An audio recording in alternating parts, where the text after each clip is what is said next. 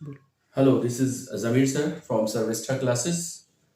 Students, पिछली class में हम लोगों ने प्रोनाउन की कैटेगरीज के बारे में डिस्कशन किया था। प्रोनाउन का सेशन फाइनली कंप्लीट हुआ। अब प्रोनाउन से रिलेटेड हम लोग एक्सरसाइज को करेंगे। मीन्स जो एग्जामिनेशंस में प्रोनाउन से रिलेटेड कॉमन एरर्स आती है, हम लोग उसका एनालिसिस करेंगे एग्जाम्पल्स के जरिए। यहाँ पर हमने आपके सामने कुछ एग्जाम्पल्स प्रोनाउन से रिलेटेड लिख रखे हैं। पहला सेंटेंस लिखा हुआ है, let you and I go to play. इसी तरीके से 15 सेंटेंसेस यहाँ पर वन बाय वन लिख रखे हैं और एक एक सेंटेंस का हम एनालिसिस करते हुए, जो आपको पिछली वीडियो में हमने प्रोनाउन से रिलेटेड रूल्स पढ़ाए थे, उन्हीं रूल्स को कोरिलेट करते हुए इन एग्जांपल्स से आपको इनमें एरर डिटेक्शंस को हम लोग डिटेक्ट करेंगे। क्लियर है? तो ज्यादा टाइम ना लेते हुए डायरेक्ट टॉपिक पे आते हैं और अपने सेंटेंसेस में एरर्स को डिटेक्ट करते हैं। ठीक है, पहला सेंटेंस हमारा है, let you and I go to play. अब देखिए, मैंने आपको एक रूल बताया था इसमें कि जब कभी भी लेट लगा हो सेंटेंस में, तो लेट या फिर ट्रांजिटिव वर्ब हो, क्या होगा? लेट होगा या ट्रांजिटिव वर्ब होगी। तो लेट के साथ ऑलवेज हम प्रोनाउन का कौन सा केस रखेंगे? प्रोनाउन का हमने बताया था आपको ऑब्जेक्टिव केस रखेंगे। कौन सा केस? Objective case. तो यू जो है वो यू तो सब्जेक्ट और ऑब्जेक्ट सेम होता है, तो यहां पे तो प्रॉब्लम नहीं है हमें। लेट यू सही है। एंड आई, अब आई क्या है? आई प्रोनाउन का नॉमिनेटिव केस है, सब्जेक्टिव केस है। तो यहाँ पर एरर हमारी क्या है कि ये सब्जेक्टिव केस ना होकर के यहाँ पर ऑब्जेक्टिव केस होगा। तो हमारी यहाँ पर एरर्स है इसमें। तो लेट यू एंड आई की जगह क्या हो जाएगा? लेट यू एंड मी हो जाएगा। तो एग्जैक्ट सेंटेंस, आपका करेक्ट सेंटेंस क्या होगा? Let you and me go to play. ये आपका सही सेंटेंस हो जाएगा। बढ़ते हैं अगले सेंटेंस की तरफ। लिखा हुआ है, you he and I have done their job. Let you he and I have done their job. अब इसमें मैंने आपको जब पर्सनल प्रोनाउन बताया था, तो पर्सनल प्रोनाउन में मैंने आपको एक चीज सिखाई थी कि जब किसी सेंटेंस में तीनों पर्सन्स के pronoun means first person, second person और थर्ड पर्सन एक साथ किसी सेंटेंस में आ जाते हैं, तो उनका ऑर्डर सेंटेंस में रखने का क्या होगा? ठीक, उसके लिए मैंने आपको एक नंबर बताया था, 2-3-1। 2-3-1 मींस सबसे पहले सेकंड पर्सन, फिर थर्ड पर्सन और फिर फर्स्ट पर्सन। अब ये आपको याद ही होगा, पिछली वीडियो में बता चुका हूं। फर्स्ट पर्सन प्रोनाउन आई और वी फर्स्ट पर्सन के प्रोनाउन है, यू सेकंड पर्सन का प्रोनाउन है, ही शी इट और दे ये थर्ड पर्सन के प्रोनाउन है। क्लियर है? तो इसमें देखिए ऑर्डर क्या लिखा हुआ है, यू सेकंड पर्सन पहले आया है, फिर थर्ड पर्सन आया है एंड आई फर्स्ट पर्सन आया है। Second, third, first have done their job. तो इसमें देखिए जो ऑर्डर लिखा हुआ है वो क्या लिखा हुआ है? सेकंड, सबसे पहले सेकंड पर्सन, फिर थर्ड पर्सन, फिर फर्स्ट पर्सन। इसका मतलब ऑर्डर हमारा सेंटेंस में सही है। तो यू ही एंड आई, ठीक है। अब इसके साथ में प्रोनाउन वर्ब जो है वो भी आपकी प्लूरल आएगी, तो हैव लगा हुआ है। Done their job, done their job, इसका मतलब इस सेंटेंस में क्या है? No error. क्या है? No error. ये सेंटेंस आपका ग्रामेटिकली सही है। अब नेक्स्ट सेंटेंस की तरफ बढ़ते हैं। Sentence number third, there is a close relation between he and I. ये सेंटेंस एग्जामिनेशंस में बहुत पूछा जाता है, बहुत इंपॉर्टेंट सेंटेंस है ये। There is a close relation between he and I. अब देखिए यहां पर एक वर्ड है आया हुआ है, बिटवीन। अब ये जो बिटवीन वर्ड है ये क्या है? बिटवीन, बिटवीन क्या है? बिटवीन है एक प्रीपोजिशन। क्या है? प्रीपोजिशन। ये प्रीपोजिशन है। और आपको मैंने पिछली वीडियो में बताया था जब प्रोनाउन को क्लासिफाई कर रहा था कि जब प्रीपोजिशन आएगी तो प्रीपोजिशन के साथ जो प्रीपोजिशन के बाद आने वाला प्रोनाउन ऑलवेज किस फॉर्म में होगा? ऑब्जेक्टिव फॉर्म में होगा। किस फॉर्म में? ऑब्जेक्टिव। तो ही जो है वो सब्जेक्ट है, आई भी सब्जेक्ट है, तो ही का ऑब्जेक्ट क्या होगा?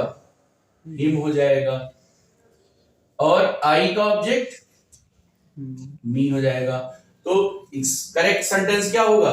There is a close relation between him and me, between him and me. अब ये सेंटेंस आपका सही हो गया। तो नेक्स्ट सेंटेंस हमारा है सेंटेंस नंबर फोर्थ सेंटेंस क्या है? Neither of these four vehicles will do. अब इसमें क्या एरर है बताइए? Neither of these four vehicles will do. अब देखिए यहां पर फोर व्हीकल्स है। कितना व्हीकल्स? Four vehicles. और यहां क्या लगा हुआ है? नाइदर। अब मैंने आपको प्रोनाउन पढ़ाते समय बताया था कि आइदर और नाइदर का यूज जो होता है वो दो के साथ होता है। जब दो पर्सन्स होंगे या टू थिंग्स होंगी, ठीक है, तो वहां पर आइदर और नाइदर का यूज होगा। लेकिन यहां पर क्या है? यहां पर तो कह रहा है फोर व्हीकल्स। क्या कह रहा है? Four vehicles. तो इसका मतलब यहां पर नाइदर का यूज नहीं होगा। अब नाइदर का यूज नहीं होगा तो क्या होगा? तो नाइदर की जगह पर यहां पर हम लगाएंगे नन। क्या लगाएंगे? नन, क्योंकि नाइदर लिखा हुआ है तो नन का यूज करेंगे। None of these four vehicles will do. अब ये सेंटेंस आपका सही हो गया। क्लियर? एक बार फिर से, none of these four vehicles will do. Correct. बढ़ते हैं अगले सेंटेंस की तरफ। Any one of the two girls can solve this puzzle. अब देखिए यहां पर क्या आ गया? अब यहां पर टू गर्ल्स लिखा हुआ है। क्या लिखा हुआ है? Two girls. अब टू गर्ल्स के साथ में क्या लिखा हुआ है? Any one. क्या लिखा हुआ है? Any one. तो अभी मैंने आपको बताया कि टू की बात जब होगी तो आइदर और नाइदर लगेगा। क्या लगेगा? आइदर और नाइदर लगेगा।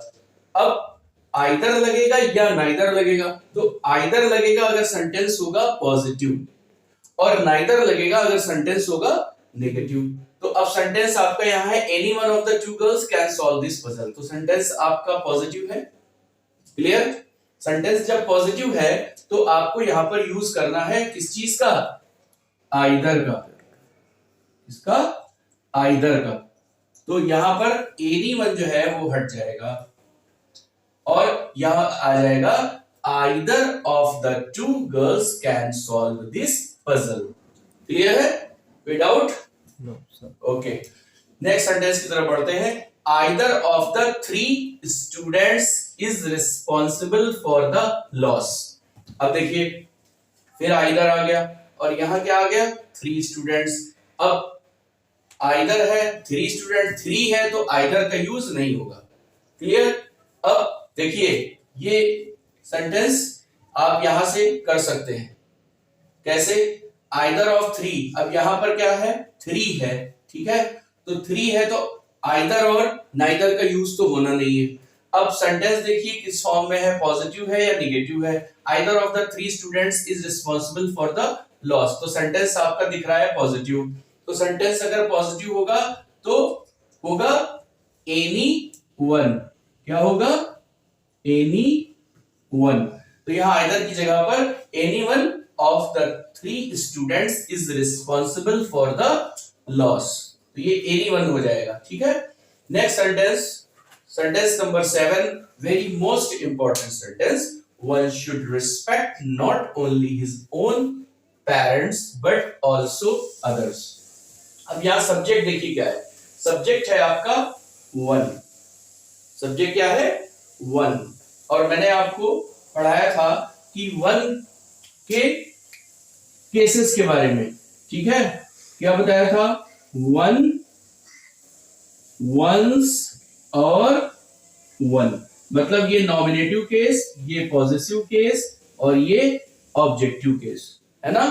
तो ये नॉमिनेटिव, पॉजेसिव एंड ऑब्जेक्टिव। अब यहां वन जो है हेल्पिंग वर्ब से पहले आया है, शुड है ना, शुड से पहले आया, तो ये क्या हुआ, सब्जेक्ट हुआ, ना कि ऑब्जेक्ट, तो ये हुआ सब्जेक्ट। तो सब्जेक्ट ये दिया हुआ है, ठीक, ये हो गई आपकी हेल्पिंग वर्ब, ये हो गई आपकी मेन वर्ब, ठीक है। Not only his own parents. अब यहां पर देखिए पॉजेसिव केस यूज हुआ है हिज, क्या यूज हुआ है, हिज यूज हुआ है पॉजेसिव केस, तो हिज यूज हुआ है। तो ये जो पॉजेसिव केस सेंटेंस कर रहे थे कि हिज जो है, ये पॉजेसिव केस जो है, ये पॉजेसिव केस आता है सब्जेक्ट, अपने सब्जेक्ट के अकॉर्डिंग। तो ये सब्जेक्ट यहां पर क्या है, वन है, तो वन है, और यहां पर पॉजेसिव केस है हिज, तो वन का पॉजेसिव केस तो हिज है नहीं। अगर यहां पर होता ही तो हिज यहां पर सही हो जाता, लेकिन यहां पर वन है, तो ये जो पॉजेसिव केस आता है वो अकॉर्डिंग टू द सब्जेक्ट आता है। तो इस सब्जेक्ट का जो पॉजेसिव केस होगा वो क्या होगा, वो होगा one's, O N E apostrophe, O N E apostrophe S, ठीक है, तो वंस हो जाएगा। तो इसमें क्या एरर आपने फाइंड आउट करी, one should respect not only one's own parents but also others। Clear है, इसको जरा स्पेस मिल जाए रफ कर दूं दूसरी चीजों को समझाने के लिए।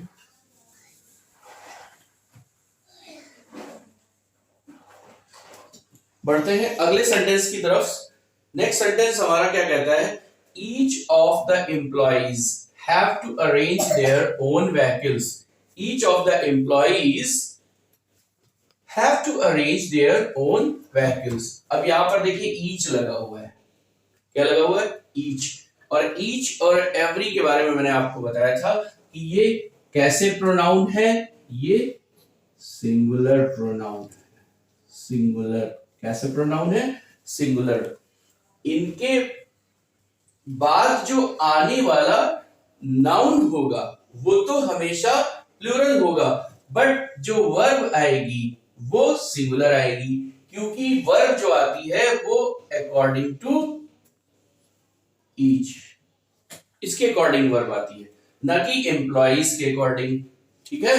तो आप देखेंगे एम्प्लॉइज लगा है, हैव लगा है, सही है नहीं, ये जो हैव आया है ये अकॉर्डिंग टू ईच आया है, तो ईच ऑफ द एम्प्लॉइज यहां पर क्या हो जाएगा, आपका हैज हो जाएगा। तो करेक्ट सेंटेंस क्या होगा, each of the employees has to arrange their own vehicles. Clear, next sentence, everyone of them were given their table and chair. अब फिर आ गया देखिए एवरीवन, अभी मैंने बताया ईच और एवरीवन कैसे प्रोनाउन है, सिंगुलर प्रोनाउन है, तो वर्ब भी सिंगुलर आएगी। तो यहां पर वर्ब का क्या काम है, वर्ब की जगह पर क्या होगा, यहां पर was होगा।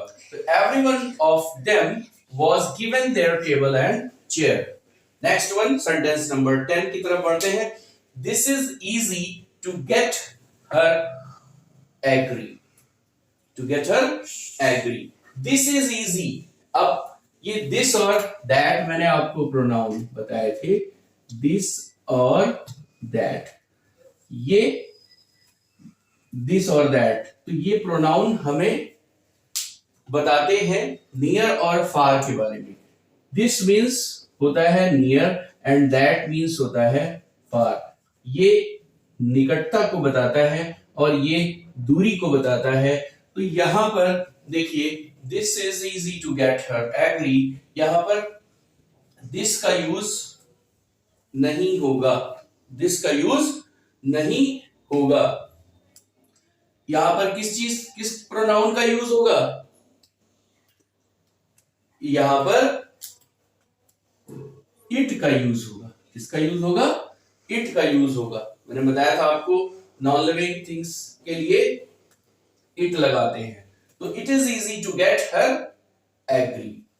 नेक्स्ट सेंटेंस की तरफ बढ़ते हैं, all which she said was incorrect, all which, अब यहां पर विच आया है, विच कैसा प्रोनाउन है, ये इंट्रोगेटिव प्रोनाउन है, कैसा प्रोनाउन है, इंट्रोगेटिव प्रोनाउन है। तो विच का यूज मैंने कहां पे बताया था आपको, विच का यूज बताया था मैंने आपको नॉन लिविंग के साथ। किसके साथ?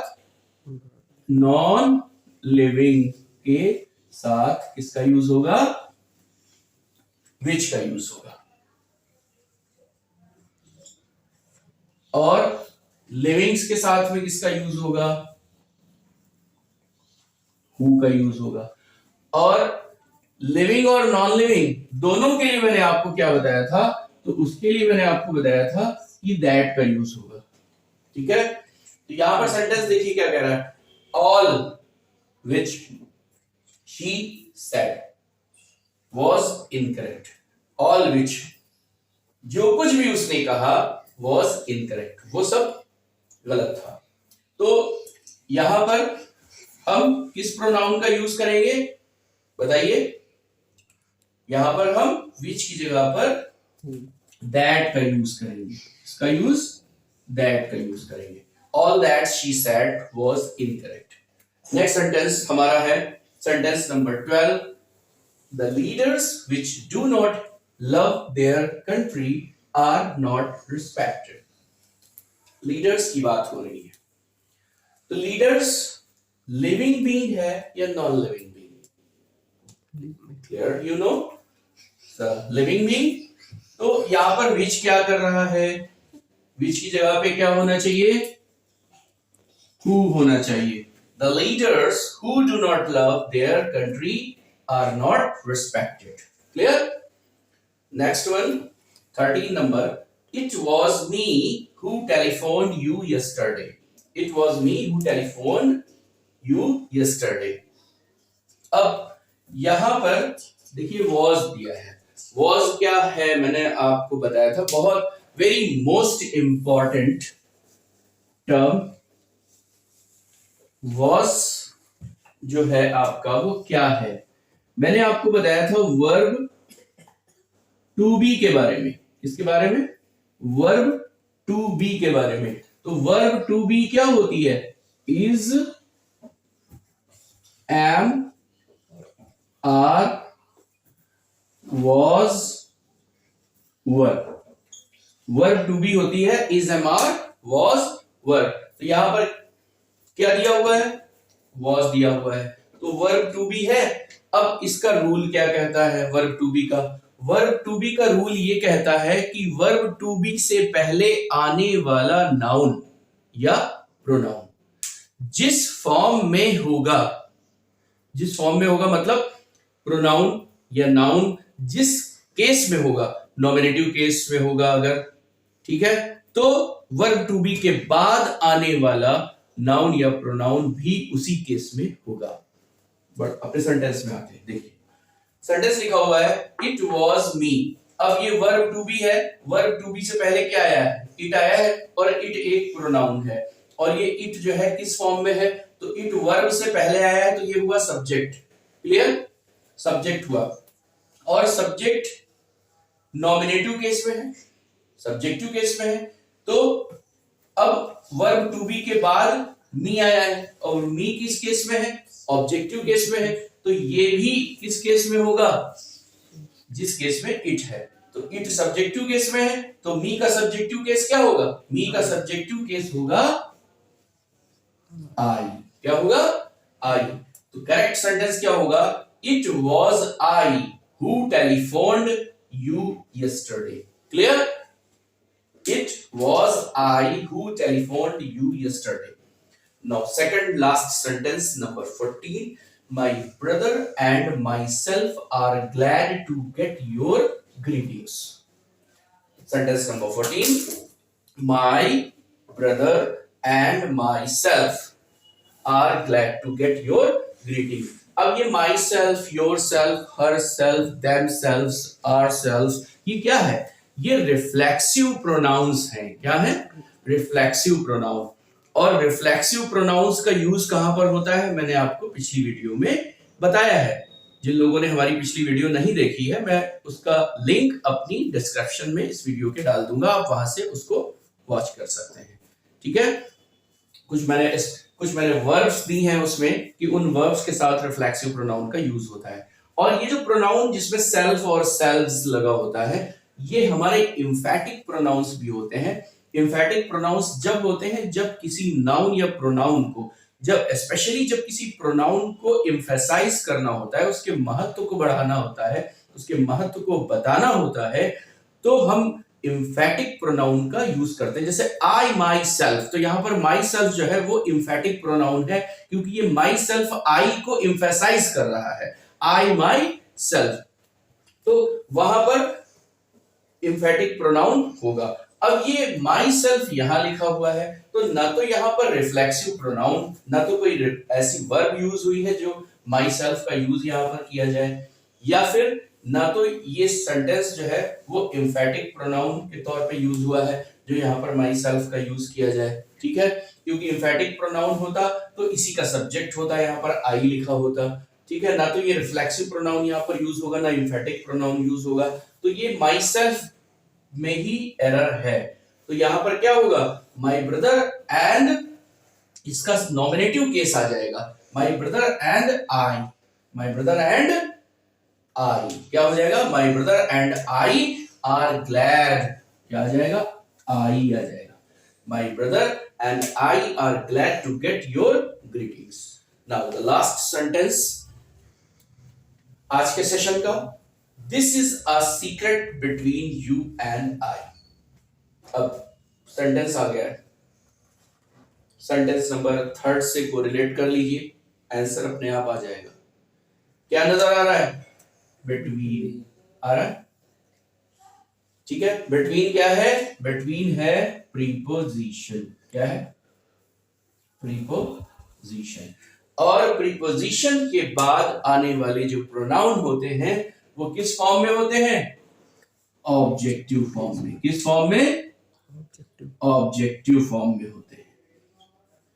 तो यू तो ऑब्जेक्ट है, बट क्या आई ऑब्जेक्ट है, नो, आई का ऑब्जेक्ट क्या होगा, आई का ऑब्जेक्ट होगा मी। तो एग्जैक्ट सेंटेंस आपका क्या निकल कर आया, this is a secret between you and me. Clear, this is a secret between you and me. Okay, तो आपने देखा ये 15 सेंटेंसेस का एनालिसिस हमने प्रोनाउन की एरर डिटेक्शन में किया।